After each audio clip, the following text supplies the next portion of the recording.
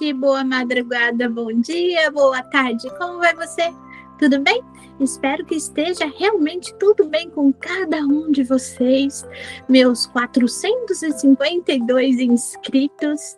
E é com muita felicidade, com muito prazer que estamos mais uma vez aqui com mais um vídeo, né, no nosso canal Nós da Diferença. E esse mês falando sobre mães, os diferentes tipos de mães e personalidades de mães. Agradeço já a todos que fizeram comentário, que tiveram a coragem de colocar o girassol, o coraçãozinho ali nos comentários. Gostei muito, vi que aumentou o número de gostei. Então vamos combinar, enquanto eu tô conversando aqui com você, já coloca lá um girassol num comentário, no outro comentário você já coloca o coração, e já coloca o gostei. E no final do vídeo, se você não tiver gostado, você faz um comentário falando do que você não gostou e já tira o gostei, tá bom? Porque isso, gente, ajuda o chamado engajamento do nosso canal, para que outras pessoas que não estão nas minhas redes e nem na de vocês que estão nos assistindo, possam saber que o conteúdo que a gente está falando aqui é importante, é relevante, né?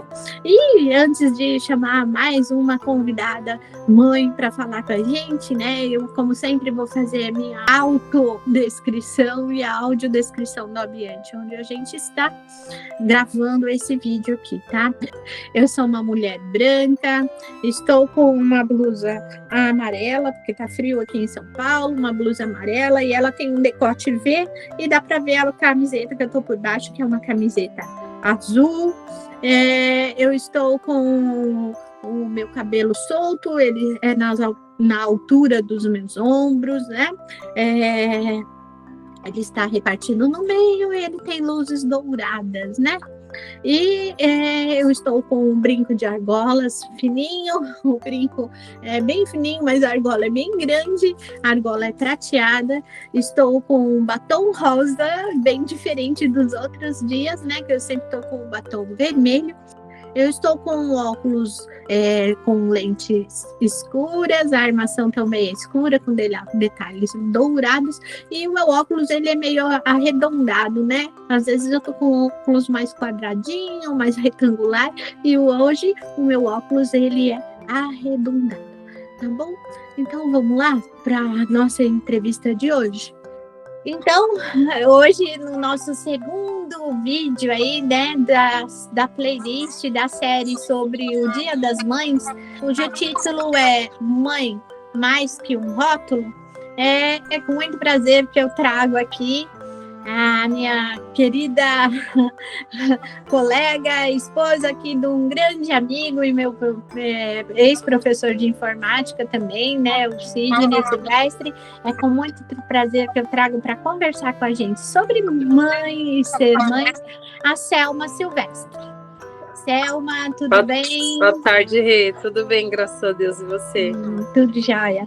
A Selma falou boa tarde porque a gente grava os nossos vídeos e o vídeo vai sempre ao ar às quartas-feiras, às 20 horas. Mas não tem problema, porque existem pessoas que assistem fora do horário, existem pessoas que estão fora do Brasil. Tinha que ter mandado um bom dia, então. Isso, então mande um bom dia. Bom dia, Rê, tudo bem? Bom dia, aproveitando que acabamos de passar a Páscoa e os ovos de Páscoa estavam tão caros que um bombom vai sempre bem. Na casa da confeiteira nem teve. Né? Bom, Selma, eu vou pedir para você primeiro, antes da gente fazer o nosso bate-papo, e lá naquele batalhão de perguntas que eu te mandei, eu vou pedir para você fazer a gentileza de você se autodescrever e descrever o ambiente onde você está. Tá certo. Eu sou uma bela mulher. Olha, não pode enganar a pessoa com deficiência, Selma. E eu mesma não sei como que você é, hein? Eu vou te imaginar aqui. Muito gata! De pele morena clara, cabelos ondulados escuros, que agora tá preso num coque no alto da cabeça, então cabelos longos, né? Mas não dá pra mensurar muito tamanho. Às vezes eu uso óculos, mas aqui eu tô de óculos porque eu preciso para enxergar de perto. Eu quero ver isso que aconteceu, então eu tô de óculos. Atrás de mim tem uma parede artística pintada de como se fosse tijolinho colorido, né?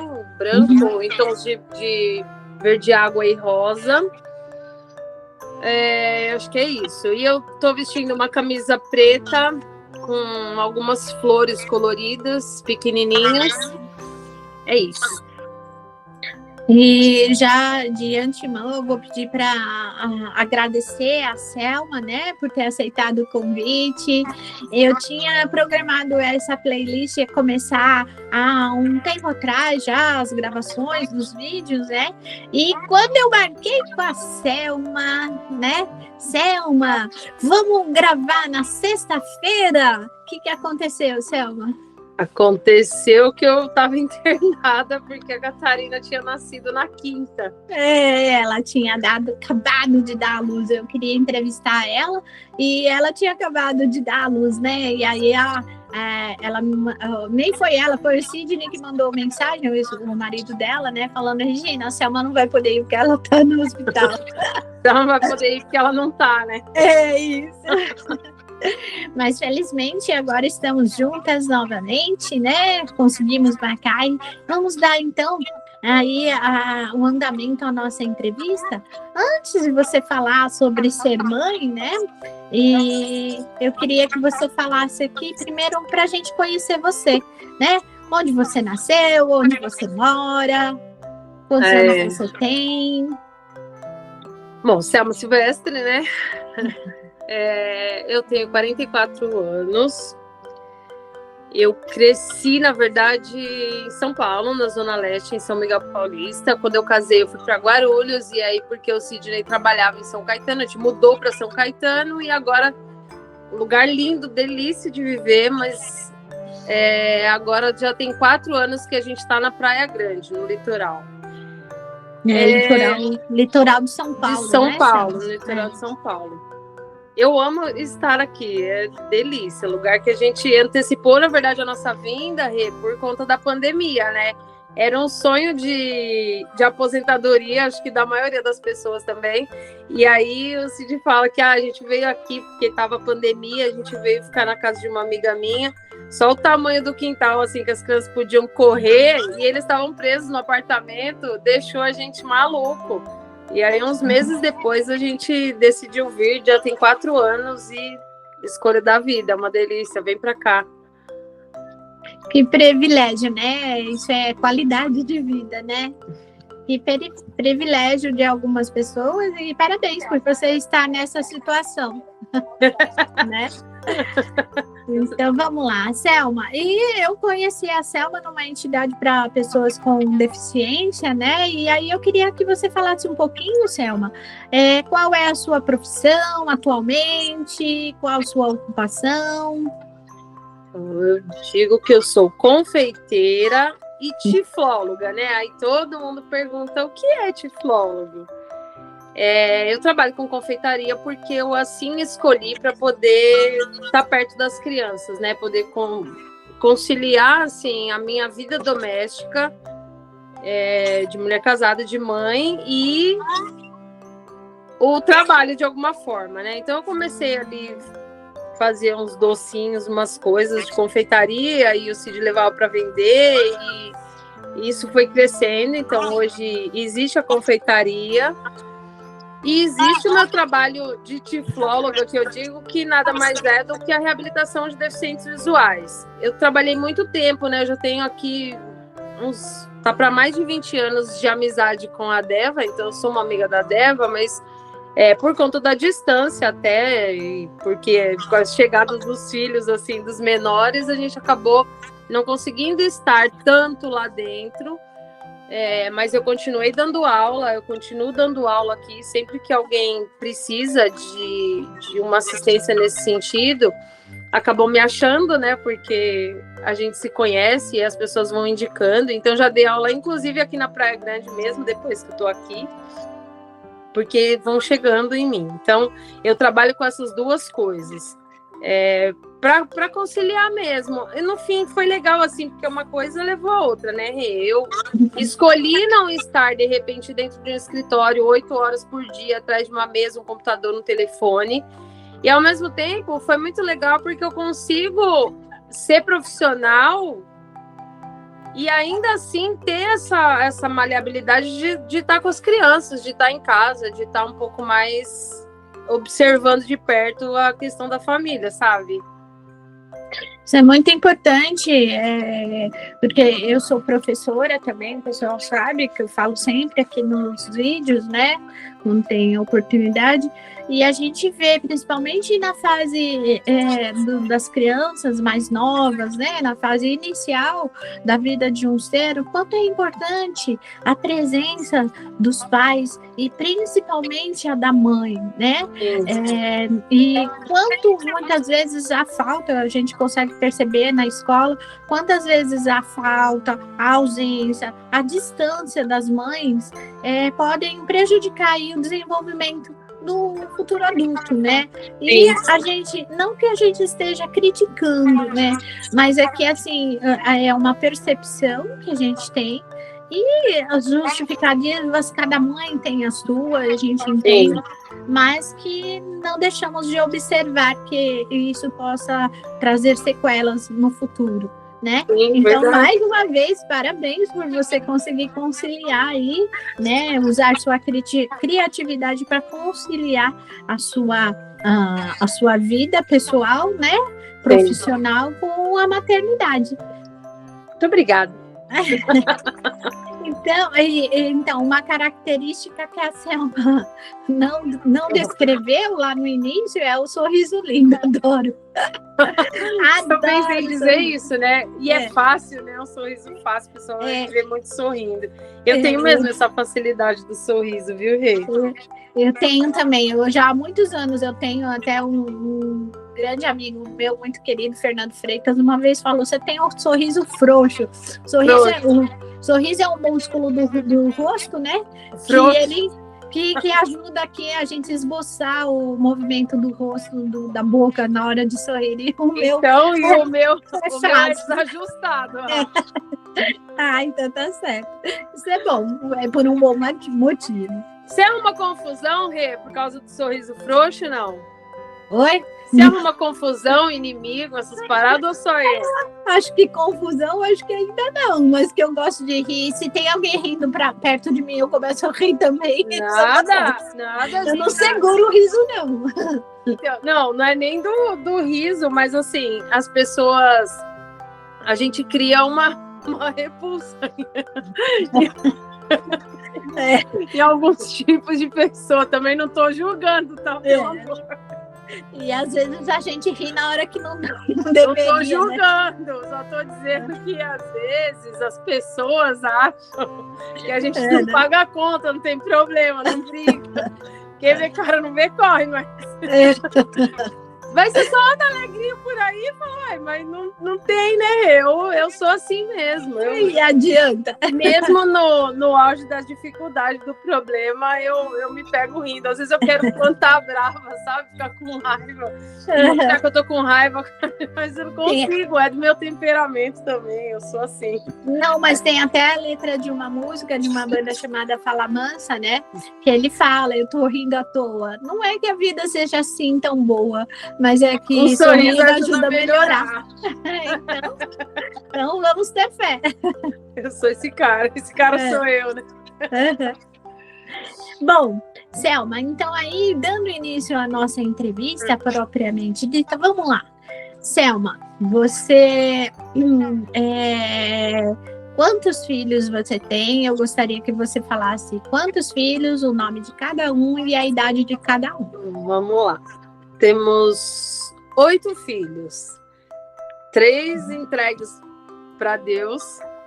E aí eu tenho a Nicole com 27, que já é mãe do Mateu, já é casada, mãe do Mateu. Aí eu tenho a Carolina com 18, o Bento com 8, a Olivia com 5 e a Catarina com 50 dias. Ou seja, né? A partir do Bento ali veio vendo uma escadinha, uma bem próxima. Deu errado. Eu fala que da Nick pra Carol, da Carol pro Bento, tem 10 anos de diferença. Aí a conta começou a dar errada. Isso eu não sabia, eu sabia que você tinha os 5 filhos. Você tem algum problema de falar dos outros 3? Não tenho. Não? Então, conte rapidamente pra gente quem são esses outros 3 filhos. Vamos lá. É um entremeio ali entre a Nica e a Carol, um aborto espontâneo de poucas semanas que só tinha volume de útero e logo não tinha mais volume de útero, nem causou um dano muito grande no emocional e tudo. Mas os 2 abortos recentes, eles são imediatamente antes da Catarina, que é que está com 50 dias. Em outubro de 2023, eu sofri um aborto de 11 semanas de uma gestação que, na verdade, eu já previa que ia dar nisso, né? Não é bom, não é simples, mas a gente calcula risco, né? Eu tô com 44 anos, tava com 42, 43, né? E era uma gestação anembrionária. Então, quando eu fiz o primeiro ultrassom, já deu ali indícios que alguma coisa não estava bem, não tinha volume, né? Uhum. Então, eu sofri esse aborto espontâneo e fiquei só com aquela coisa encucada. O que será? Será que você é mãe de novo? Será que você vai engravidar de novo? E engravidei na sequência. Eu abortei em outubro, fiz uma curetagem. Quando foi em novembro, eu engravidei novamente. E aí, quando foi em fevereiro de 2024, eu abortei. Daí foi um pouco mais doído, porque o processo da perda foi muito sofrido. Então, eu perdi muito sangue, coágulos de sangue que eram enormes, assim. Eu já tô bem, já falo disso naturalmente, mas foi para mim o mais difícil. E depois, quando eu estava no hospital, quando liberaram minha vaga para curetagem, eu fui pro banho e expeli um bebê mesmo, um mini bebê, com placenta e tudo, assim, pelicadinho, era um mini bebê, e aquilo era meu filho, minha filha. Então foi muito difícil, assim, eu não queria ir para curetagem, eu queria pegar aquele resto e sair dali correndo. Enfim, não é simples, né? De rir, mas é de nervoso. Eu não sabia o que fazer, e aí, enfim, foi-se feito o processo que tinha que fazer, e a vida seguiu. E aí a minha médica desesperada, porque ela queria a qualquer custo que eu evitasse engravidar de novo. E assim, só queria fazer um adendo, Rê, que depois essa perda foi muito ruim para mim. Assim, eu me pegava chorando porque ali eu tinha matéria, né, de um filho de fato, de um bebê. Eu tinha essa matéria, mesmo que na minha mente, assim, e o processo foi muito demorado. A gente ficou, assim, 12 horas perdendo sangue. O Cid depois falava para mim, eu sinto cheiro de sangue, meu nariz está impregnado com isso, assim. E aí a minha médica maluca, né, essa doida velha aqui querendo engravidar. Eu não tava aqui maluca querendo engravidar a qualquer custo, nem fazendo ativismo em prol de ter muitos filhos Mas eu acredito em alguns preceitos, princípios, valores e etc. E eles não têm nada a ver com nada que alguém tente definir. É só o que eu acredito e pronto. Então, assim, se eu não tenho nenhum problema, se eu tô ovulando igual uma adolescente de 15 anos, o que me impedia de engravidar, né? Eu precisava primeiro saber o que estava me impedindo de engravidar. E quando eu fui fazer uma bateria de exames, esses exames não deram nada. Então, eu não tinha nada, eu não tinha trombose, eu não tinha trombofilia, eu não tinha risco de nada disso, eu não tinha nada. O que eu tinha era um dado estatístico que dizia que mulheres idosas da minha idade, de 40 e tantos anos, não podem mais ter filho. E eu, desculpa que eu sei da vida dos outros, mas eu com uma vida conjugal acontecendo. Então, assim, não tinha justificativa, né, pra mim. Tipo, por que não, doutora? Ela falou, não sei, não tem porquê, né? Então, eu livremente não saí por aí na tabelinha fazendo conta para engravidar. Eu simplesmente engravidei novamente. Então, em junho de 2024, eu engravidei da Catarina. E aí fui muito bem assistida. E aí a gente tem uma carinha fofa que até o final aqui. Eu mostro a cara dela. E essa gravidez transcorreu tudo bem ou teve riscos também? Como foi? Muitos riscos, né? Porque eu vinha de 2 abortos de 2 curetagens. Então eu vinha de 2 vezes o útero remexido. Aí eu tinha diabetes, que era tratado como gestacional, mas que como ela veio se arrastando de uma diabetes gestacional para outra, ela já era, para essa gestação, ela já era uma diabetes prévia. Aí tive que insulinizar, então com 1 semana de anotação lá, assim que eu descobri que eu estava grávida, a médica imediatamente me deu um calhamaço de papel e providências a serem tomadas, encaminhou para tudo que era especialista, alto risco e tudo mais, e para insulinização.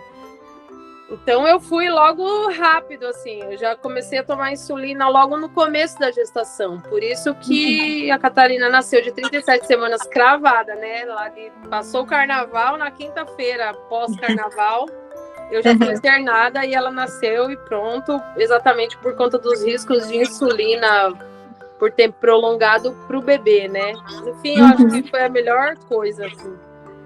Mas insulina não é legal, você tem diabetes, Rê? Eu não. Insulina não é legal. Mas salvou minha vida, né? E a dela. Então. E agora, depois do parto, você continua tendo diabetes? Não, cortou a insulina já no parto. A última que eu tomei foi na noite anterior. E daí depois correu um jejum e fui e não tomei mais. Aí agora, depois de um tempo, né? Acho que eles esperam uma média de 2 meses para fazer de novo uma bateria de exames para ver como é que tá. Mas eu tô acompanhando, tô achando que eu tô bem. E a bebê tem algum risco da diabetes? Não, o risco sempre tem, né? Mas até agora nada, tá tudo bem. Fez lá um exame que precisa um ecocardio do coração para poder mapear algumas coisas, né? Exatamente por conta desse tempo de insulina. Mas também não deu nada, tá tudo ok, tem uma aberturinha ali que é normal e que, se Deus quiser, corrige ao longo da vida. Mas tá bem, não tá zero riscos, tá todo mundo aparentemente saudável por aqui. Certo.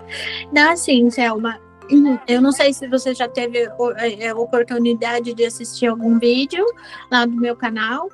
E a minha intenção ao criar esse canal é trazer aquilo que é diferente. Primeiro, falar sobre nós, pessoas, que somos eu mais vocês, ou vocês e eu, né? Ou seja, nós. Porque nenhum ser humano vive sozinho. Vivemos sempre em conjunto. Precisamos um do outro. Sim. Né? Então, a gente vivemos em sociedade. Então, por isso que eu quero falar de nós. Porque mesmo eu, como pessoa com deficiência, preciso de outras pessoas sem deficiência ao meu redor, né? E é isso que é a inclusão, né? Estarmos sempre nós juntos. Pessoas com e sem deficiência desenvolvendo dentro de uma sociedade. E falar sobre nós, que é o múltiplo de nós, que são as dificuldades que a gente passa no nosso dia a dia, mas que a gente enfrenta, cada um de uma forma diferente. Então, você falou aí das questões da maternidade, quando você perde um filho, quando você quer ter um filho. Então, agradeço desde já, e isso é improviso, viu, gente? Porque eu não sabia. Então, o quanto é importante, muitas vezes, a gente ter essa conversa sincera e autêntica. Quantas e quantas pessoas mulheres podem estar nos assistindo e ter passado por essa situação, né? E tá podendo aí compartilhar como que a Selma lidou diferentemente, né?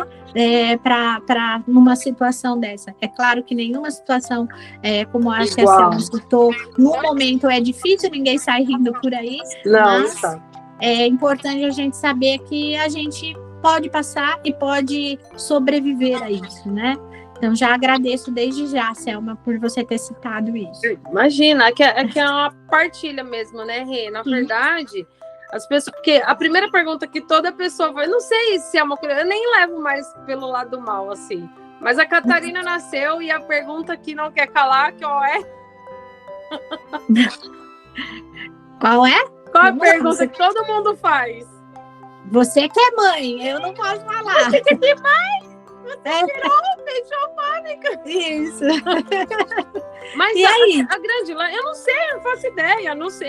A gente chega no hospital e fala assim: essa gravidez foi desejada? Eu falo, calma, que essa pergunta é capciosa para mim, porque o desejado é muito relativo. Ela é desejada desde que eu era criança. Quando eu era criança, eu achava que eu ia ter uma foto de família igual aquelas que a gente estava acostumado a ver 40 anos atrás.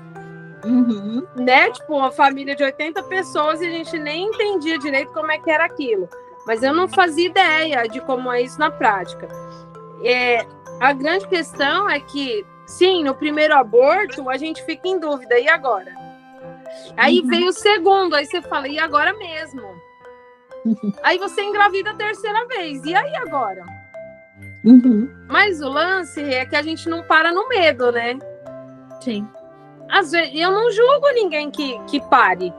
A questão é que eu sou assim, esse cara. E é por isso que às vezes eu falo que a gente arruma confusão com as pessoas, no sentido do cara olhar pra gente e desacreditar que isso aqui é real. Como é que esses caras passam por uns trem desses assim e conta isso rindo? Não é rindo de achar graça, é rindo de achar graça em outro sentido, né? De saber que porque eu insisti, eu posso contemplar um nenê chorando aqui, um cheirinho delícia de nenê azedo, sabe assim? E se eu parasse no medo? Tudo isso que eu tô vivendo agora simplesmente não existiria. É o tal do e se, né? E se? E se? Eu não teria te chamado para vir aqui. Então, você não teria... Não. Então, e se eu não tivesse a Catarina, eu não estaria aqui contando isso. Isso, exatamente. Muito obrigada, Rê, por ter me confiado. Ô, Selma, você falou ali um pouquinho da sua infância, do seu passado. Você vem de uma família grande e você tinha vontade mesmo de engravidar? Antes de ter a Nicole, você imaginava ter um filhinho? Assim, eu sempre quis ser mãe, eu sempre pensei no príncipe encantado, que ia vir no cavalo branco, ia me fazer princesa, e eu ia ser mãe de muitos filhos, de sei lá quantos. Quando a gente era criança, a gente pensa assim, eu quero 2 filhos, eu quero 3, enfim, eu fazia, pra mim isso era mágico. Minha família não era muito grande, quer dizer, não era pequena, mas não era grande, né? Eu sou irmã de 2, assim, então tem eu sou do meio, a problemática do meio. Aí tem a mais nova, uma irmã mais nova e o irmão mais velho. 7 anos de diferença de um pro outro. Mas eu sempre quis ser mãe. Tanto que quando eu engravidei da Nicole, na adolescência, né? Porque a Nicole não é biologicamente do Sidney, mas é filha, porque pai é outra história. Genitor é uma coisa, pai é outra história. Então, o Sidney é pai, você conhece a Nicole desde criança, sabe que ela nasceu pro Cid, assim, né? Então, mas eu nunca tive dúvida. Eu sempre quis tanto ser mãe que quando eu engravidei na adolescência, eu nunca tive dúvidas sobre ter ou não ter. As sugestões foram inúmeras, né? Existiam métodos mirabolosos. Mas eu nunca tive dúvida no meu coração. Gente, esse povo é todo doido. Quem disse que eu quero qualquer dessas coisas? Eu queria ser mãe daquela criança e de todas as outras que vieram. Então, eu nunca planejei nenhum, tá, Rê? Mas eu quis todos. Então, quando pergunta, isso daqui foi desejado, planejado? Calma, que é capcioso. Refaz a pergunta direito. E especialmente para a parte médica, né? Se foi desejado ou não foi, calma lá, eu desejo muitos. Se assim eu já estava grávida de novo, porque eu ia querer ficar enchendo a casa, não é isso. Mas eu quis todos os que vieram, todos eles. Eu não fiquei planejando, não. Agora eu tô aqui, já tenho uma casa na fazenda, eu já posso ter outro filho. Eu não fiz esses planos. Porque eu fui mãe, e aí quando apareceu o príncipe mesmo no cavalo branco, ele assumiu tudo isso, e aí juntos construímos uma família, essa aqui que a gente está desenhando para você. Mas eu nunca fiz o plano, não, de agora a gente já pode, agora estamos grávidos. Agora eles foram vindo, e foi sempre uma grata surpresa a cada gestação. A gente foi ficando surpreso com isso. Eu fiz questão de chamar você, né, Selma, depois, principalmente depois da... Porque inicialmente, quando eu ia chamar, era por um outro motivo, né? A Selma, ela, durante um tempo, como ela falou, ela trabalhou com a DEVA, né, o CADEVI também, que são entidades de apoio a pessoas com deficiência aqui em São Paulo, a DEVA, Associação de Deficientes Visuais e Amigos, CADEVI, Centro de Apoio ao Deficiente Visual. A Selma, ela é professora de orientação em mobilidade, que é ensinar as pessoas com deficiência visual como utilizar a bengala para caminhar pela cidade, né? Para andar sozinho, né? Com auxílio da bengala. E aí eu ia convidar a Selma para falar sobre isso quando a Catarina nasceu, e agora falando sobre as mães, né, mais que um rótulo, eu pensei em chamar a Selma por isso, para contar essa história e compartilhar aí com vocês que estão nos assistindo, né? E então, assim, os meus pais, meus avós, né? Até meu marido, que vem lá do Nordeste, meus sogros tiveram vários filhos. As famílias, eu tenho 57 anos, né? As famílias mais antigas, aí acima de 50, era muito comum a gente ter mães com 10 filhos, 15 filhos, né? Mas atualmente existem até mulheres que não querem ter filhos, né? Existem mulheres que têm um filho só, é muito comum a gente ver pessoas com um filho só. E também a gente tem ouvido aí na mídia que a geração do futuro será uma geração de idosos, porque o nível de nascimentos vai diminuir muito. Cada vez mais as pessoas optam por ter menos filhos, ou às vezes nem ter filhos, né? E aí a Selma com um bebê de 2 meses quase, e mesmo assim ainda se vier, venha, né? A louca da contramão, né? Não, isso é importante, porque são os nós, né, que a gente carrega no nosso dia a dia, que a gente resolve, e eu comparo o nó não só no sentido de dificuldades, mas do nó produtivo, é isso que eu quero falar. Não só de dificuldades, coisa ruim, coisas que a gente não tem, que a gente precisa, mas de como a gente lida com esses nós, né? Que tem uma arte milenar chamada macramê, que faz com que os nós produzam coisas maravilhosas, tapetes, cortinas, o suporte de vaso, que aí você pendura uma samambaia no meio da sala, né? É sobre esses nós. E é um nó, às vezes, inimaginável para quem não manja da arte, né? Sim, quem não sabe fazer, quem não domina a técnica, acha aquilo inimaginável, né? Parece que não dá conta, assim. Eu tava falando da Carol, porque ela sempre fala assim, quando fala de quantidade de filhos, aí eu digo assim, Carol, diz quantos filhos você quer ter? Ela fala assim, pelo menos 5. Quer dizer que a gente tá, e a Nick tá indo nessa pegada de até o fim do ano eu quero ter um filho, porque talvez seja interessante, seja bom para eles. Quer dizer que a gente tá transformando essa família numerosa, grande, sei lá, como quiserem chamar, numa experiência legal, numa experiência interessante, numa experiência boa, não é uma coisa de, não, Exato. Um monte de filho, todo mundo largado aqui, morro de azedo porque sobra um monte para minha conta e eu, né? Não, é uma experiência, apesar de tudo, boa, essa coisa do barulho, do muita gente, de como administra, mesmo a gente... É puxado o negócio, tá? Não é tudo organizadinho assim, não. Não, e isso que é legal, né? Você ter esse olhar diferente. Não é só o filho que me representa gastos, mas o filho que é o meu companheiro. Pois a gente não faz essa conta, Rê. Eu falo que eles são tudo filho da providência. Eu sei que tem muitas coisas envolvidas, mas assim, a Carolina com 18 anos... Eu falo, gente, nunca comprei uma peça de roupa para criança, o negócio vai chegando, né? Sempre alguém pergunta assim, escuta, eu tenho lá, você quer? Claro! E foi E passando de um para o outro, e foi. Eu não estou falando só sobre roupa, né? Porque às vezes, quando a gente pensa, é filho da providência nesse sentido mesmo. Olha que dinheiro eu não tenho, não, mas boas relações. Que bom. A gente aqui, ó, quase 20 anos. A gente se conhece há 20 anos, Rê. Sim, sim. Entendeu? Tipo, éramos muito mais jovens. Eu tava com 24 anos, tava começando a vida.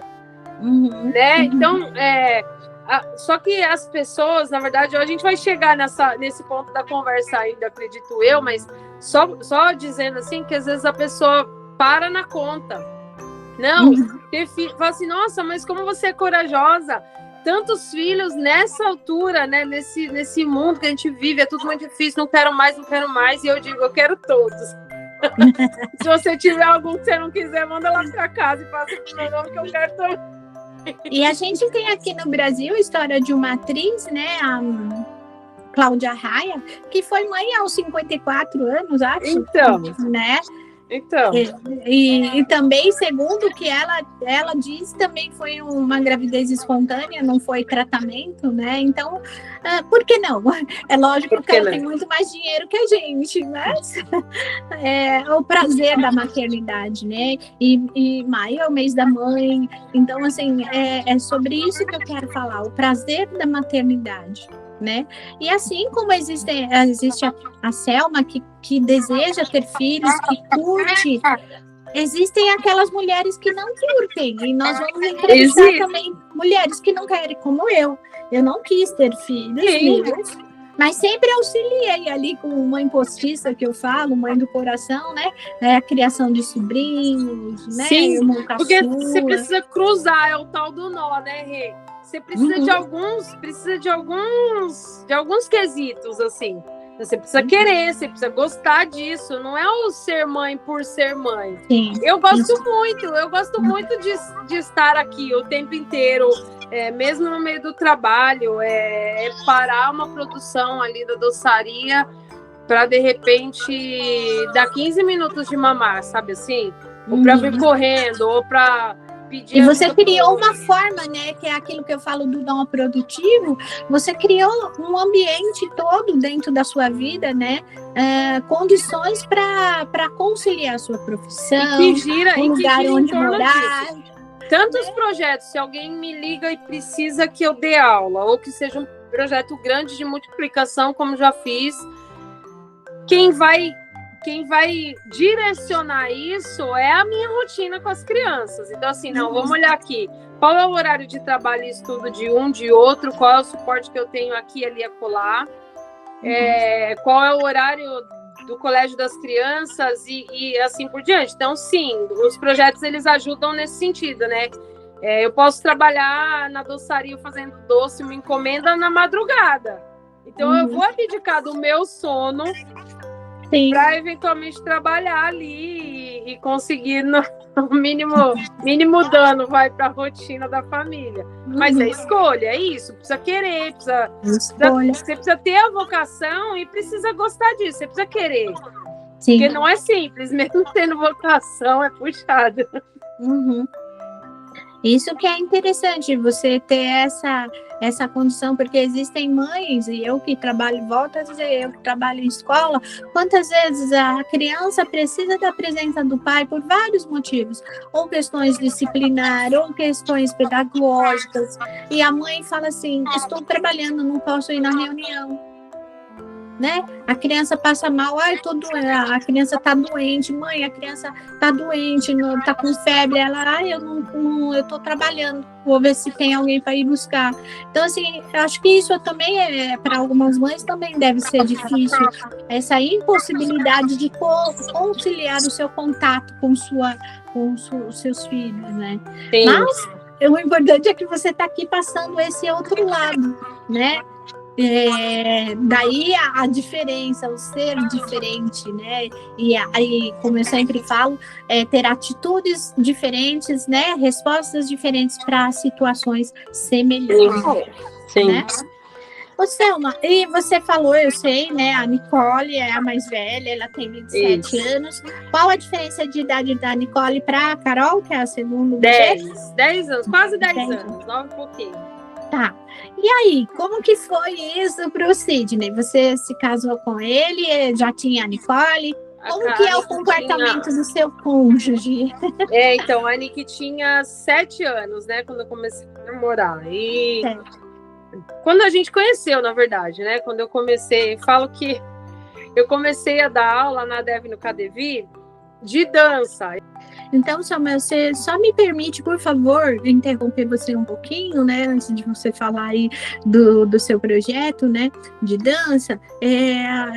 Você citou aí 2 entidades aqui de São Paulo, né, a DEVA, Associação de Deficientes Visuais e Amigos, e o KDV, Centro de Apoio ao Deficiente Visual, né, e a DEVA, onde você disse aí que desenvolveu com muito carinho, né, o seu projeto, só para que todos saibam, né, do que estamos falando. A DEVA é uma associação que fica aqui em São Paulo, na Zona Sul de São Paulo, capital, né, São Paulo, e foi durante muito tempo presidida pela Sandra Maciel, que já é falecida, e hoje, após o falecimento da Sandra, continua como presidente, né, o Marquiano Charan Filho. Tá? Então, só para assim, contextualizar as pessoas que estão nos assistindo. Então, Selma, pode continuar aí a sua história, né? O seu depoimento sobre o seu projeto de dança. Eu levei para o Marquiano um projeto para o Marquiano e para a Sandra, um projeto de aula de dança de salão. Eu tinha ali uma de temperamento sanguíneo, né? A hora que eu descobri que eu sabia dançar e não podia guardar aquilo para mim, eu desenvolvi ali umas formas, e aí eu quis dar aula para surdo, não sabia Libras. Aí eu quis dar aula para síndrome de Down.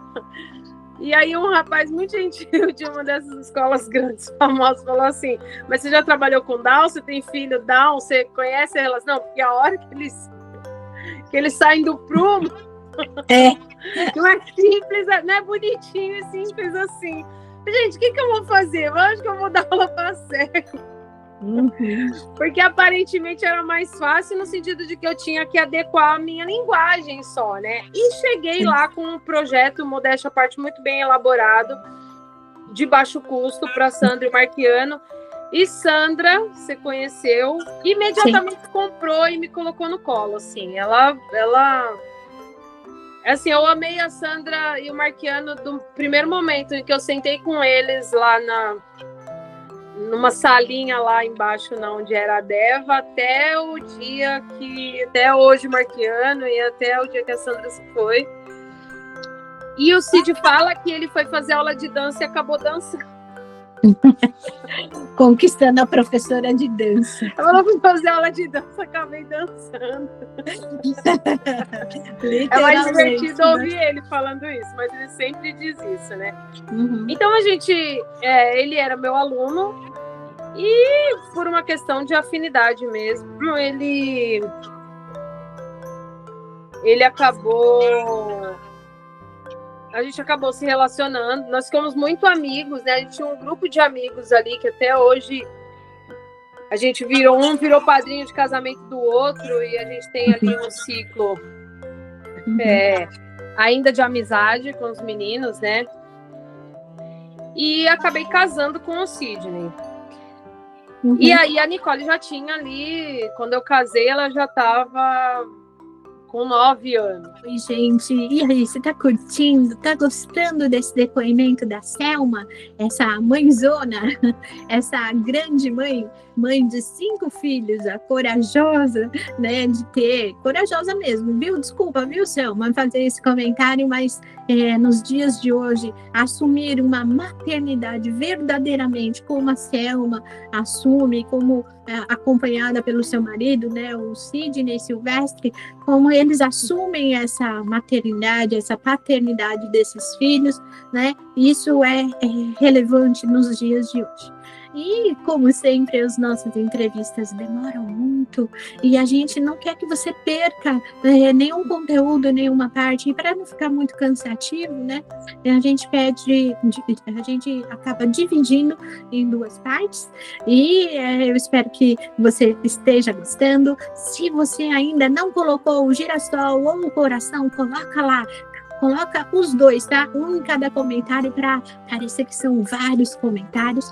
Coloca o seu gostei. E se por um acaso você não tiver gostado, tira o gostei, coloca no não gostei, coloca ali um pontinho no desgostei, no dislike, né? Mas faça um comentário. Por que você não gostou? O que a gente pode fazer para estar melhorando? Tá bom? E então, até a semana que vem, com a segunda e última parte desse vídeo de entrevista com a mãe do ano, com a mãezona, a Selma Silvestre. Até lá, gente!